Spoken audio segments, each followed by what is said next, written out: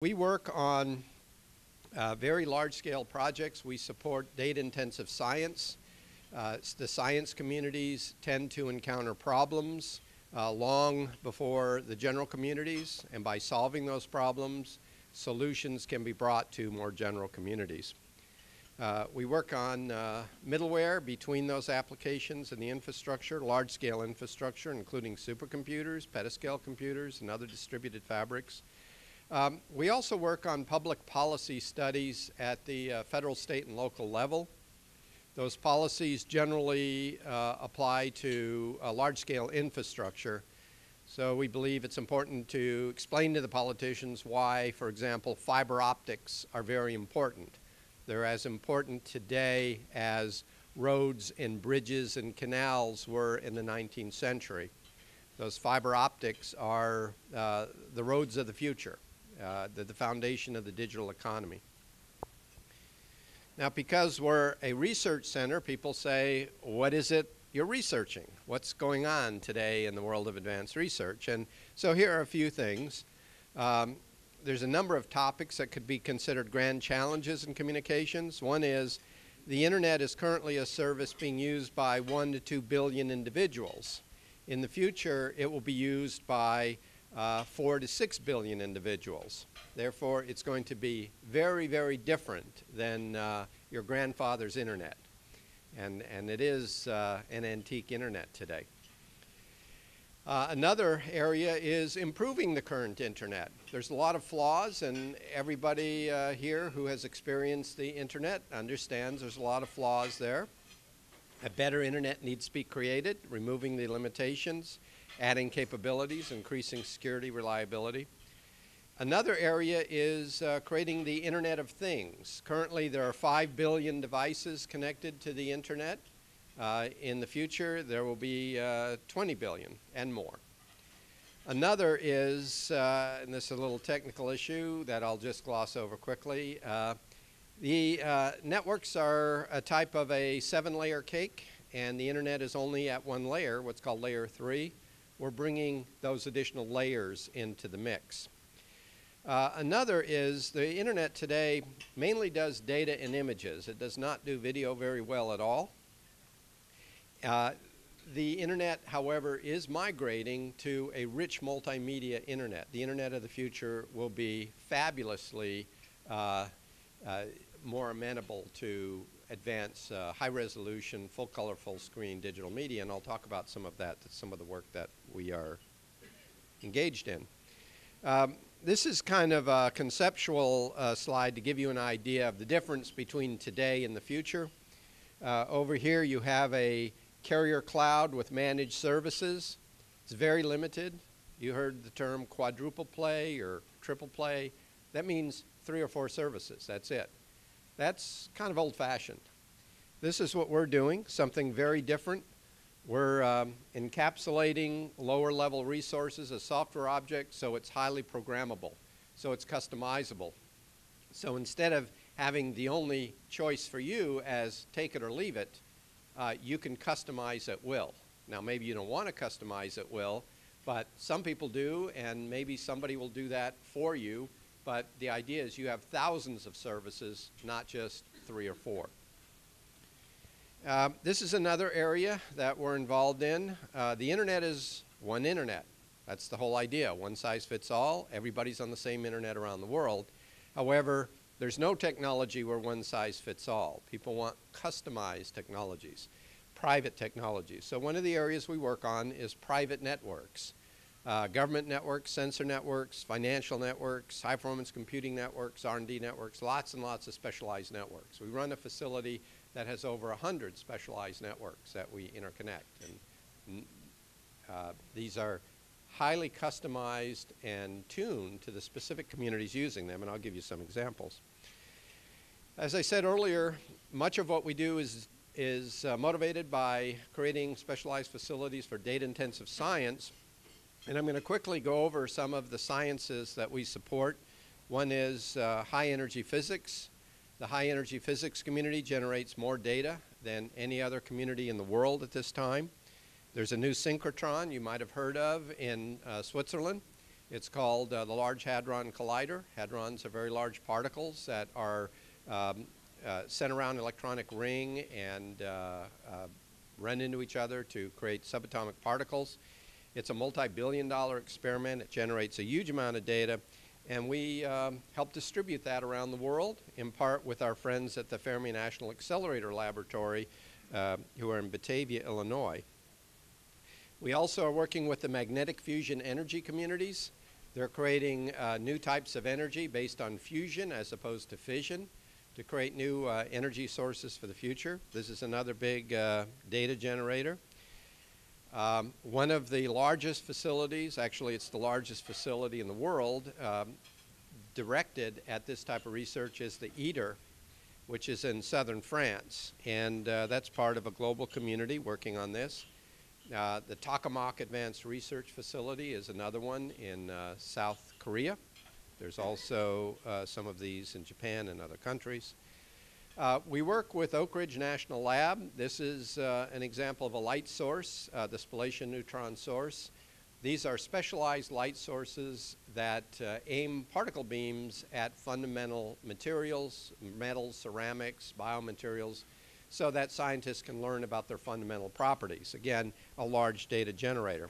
By the way, all of these projects are supported by advanced networks that are not possible today by the current internet, and I'll talk about some of those networks. Another community that we support is the radio telescope community. They used to send their data around in canisters because they couldn't send the data on the normal network, so we created a specialized network for them. We now have a facility which is the center of the world's radio telescope transport, and that goes to Asia.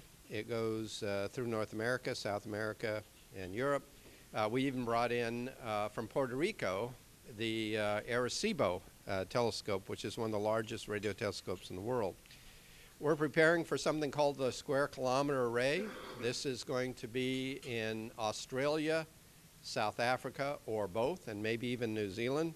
This is going to put solar panels in the desert and have many hundreds, thousands of these radio telescopes. This will generate more data than any other science project when it's implemented. We're working with the weather communities. We have 80 gigabits per second between our facility and the Goddard Space Flight Center, where they do meteorological research. They require huge amounts of information to be gathered by sensors, to be analyzed, and to be distributed in real time. Currently, networks are a problem, and compute power is a problem for them. We work with the climate modeling community, the atmospheric modeling, the oceanographic modeling.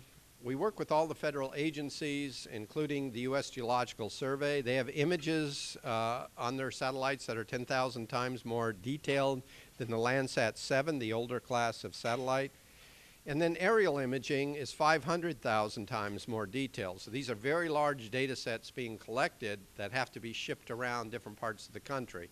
And again, the current internet simply can't handle these data sets, so we have to have specialized networks for them. We work with a variety of crisis responders. They want to also send a lot of data around when there's a crisis, such as floods or a hurricane. They want to take many images from satellites, many from aerial images. They want to send those around. They want to work with their colleagues. Right now, the networks are bottleneck, but we are working on networks that will resolve this. We have a special project in this area with NASA, and we have shown some good proof of concepts with regard to the Haiti earthquakes and the tsunami in Japan and some floods in Namibia. This is another example of another type of community. It's that community that creates specialized multi-million-dollar instruments. These are unique, one of a kind. This is an electronic microscope, the most powerful electronic microscope in the world. It's in Osaka, Japan. To give you a sense of scale, that's a person standing in the bottom of the instrument. So these are used by scientists around the world. They generate lots of data. Scientists interact with them, and they have to be accessed through internets because not everybody can fly to Osaka, Japan. This is a project that we worked on with funding from the National Science Foundation. with partners at UCSD and UIC, was creating virtual instruments for advanced science, in this case bioinformatics and geophysical sciences. This shows a very large data set being displayed. This is a slice of a rat brain. You can, through these networking techniques, put that data set in Amsterdam, where we showed it for the first time, being interacted with by scientists here in Chicago. So you can look at the systems view, which is what you see here. You can dive into the cell. You can dive into the cell structure without loss of resolution. This is another community we're working with, the oceanographic communities. This is being funded by the National Science Foundation. They're putting fiber under the ocean with power lines and putting sensors there and cameras, so they're getting high resolution video from the bottom of the ocean. And they're putting down the telecrawlers. They go around, they gather up data, then they plug themselves in, they get repowered, and they upload their data over the fiber optic networks. We worked on this project, which was funded by the Gordon Moore Foundation for microbial research. This was motivated by Craig Venter. He took his boat, the Sorcerer II, around the ocean. All life comes from microbial life from the ocean, but very little is known about the genomics of ocean life. So he gathered up samples from around the world, did shotgun sequencing of those, and we helped him set up a network-based distributed instrument for those studies. And this is some of the data which is coming from those studies. You can see that there's a huge amount of data, and it takes specialized processes, displays, and networks to show all that data. This is becoming one of the issues with scientists today. In the old days, it used to be theory, lab experiments, and adjustments of those theories to come up with concepts. Now, there's another big part of this, which is examining data in very large amounts of data. The more, the better. These are some different types of displays that are used for visualization. These are very high resolution displays. You notice these are tile displays. That's because there's no single display mechanism that can show the amount of data that's required for the very high resolution. So you have to put these tiles here, and that enables you to put a large amount of data against each tile. But it acts as a type of a viewing window into the data. And even art is being displayed. So now increasingly you can get these very high resolution digital images. You can display these. You can show them in libraries. You can show them in museums. And these are some of the virtual instruments that we're creating in our labs. In the upper left are virtual environments for nanotechnology, and this is a virtual instrument for nanotechnology. 3D is coming along. We also transport 3D content. There are screens being made now to allow you to view 3D objects without having to wear glasses. So you can actually see the object in front of you even though you're not wearing glasses. This is 3D modeling simulation in what's called a cave, which was invented here in Chicago at the Electronic Visualization Lab by Tom DeFonte and Dan Sandia at the University of Illinois at Chicago. It's used for architect, engineering, and also medical studies. Haptics gives you feedback, so you can actually manipulate your 3D object. This is Tom DeFonte standing in some proteins. Increasingly, this is being used to study proteins so that you can interact with the protein modules. And here's some students standing in the proteins. This is called the Star Cave, which is a high-end computer-aided virtual environment at UCSD. And this is one that was recently created by Tom DeFonte at the King Abdul University for Science and Technology in Saudi Arabia. The university is about 50 kilometers north of Jeddah. And notice it says there's 24 Sony 4K projectors. 4K is the highest resolution projectors, except for 8K. They're 4 times the definition of HD. They're 4,000 pixels horizontal. That's where you get the 4K from. 2,000 vertical. So 240,000 lumens. Very photorealistic. And here's some of the images from the cornea.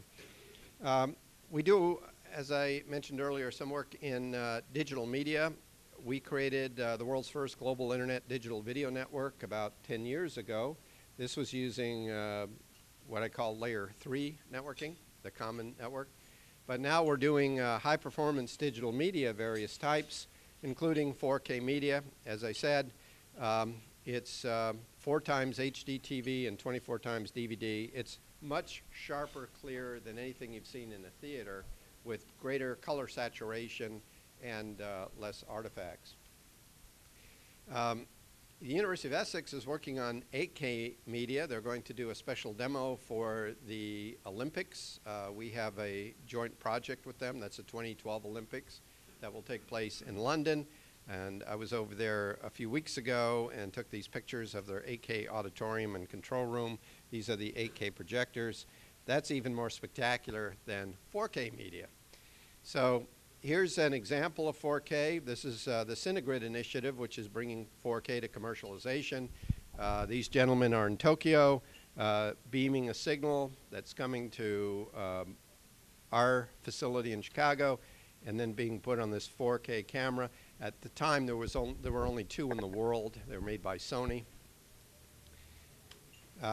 We have an international network called the High Performance Digital Media Network.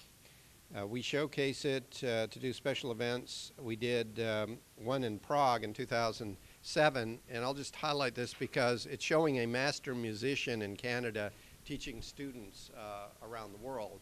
And one of the benefits you have from these advanced networks that are putting data over light is that you can have absolutely pristine audio quality, and audio is difficult to get right on today's networks.